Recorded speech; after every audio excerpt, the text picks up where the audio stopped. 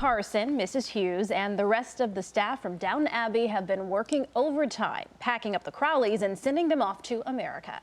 That's not the latest plot twist from PBS's Downton Abbey, but it could be. CBS 2's Vince Gerasoli reports the popular drama's costumes have crossed the pond and are on display in a Chicago mansion.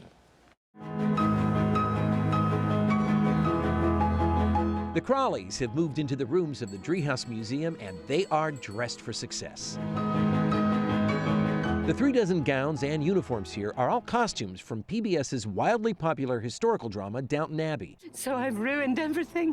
Taking place in an English country manor in the years surrounding World War I and beyond.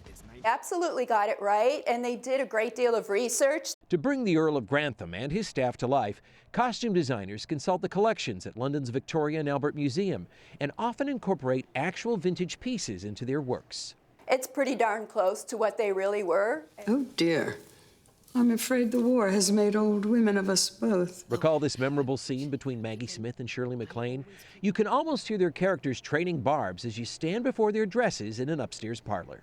Now we can actually show what people physically looked like when they were in the house.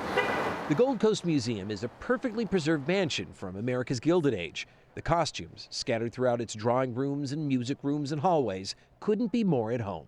All of a sudden you feel like someone is standing in the room, and they make sense. The backdrop is really the perfect backdrop for them.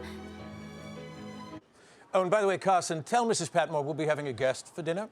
The Driehaus Museum typically gets about 35,000 visitors a year. They are expecting at least that many are going to be passing through its doors for the exhibit Dressing Downton. It opens to the public on Monday, and it runs through May 8th.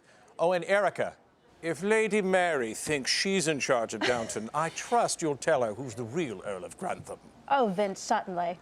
Okay, my accent was way off there. No, I have nothing to lose. My career is so over. I thought you were going to do the entire tag to your story in your British accent because it worked terrific, Vince. Yes, that's on my did. Facebook page.